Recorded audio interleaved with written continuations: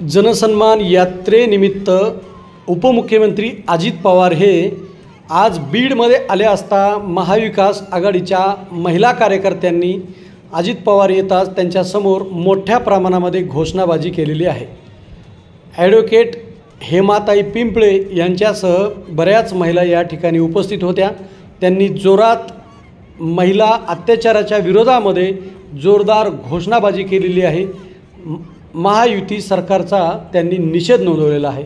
त्यानंतर पोलिसांनी त्यांना त्या ठिकाणी रोखलं आणि पोलिसांनी त्यांना ताब्यात घेतलेलं आहे।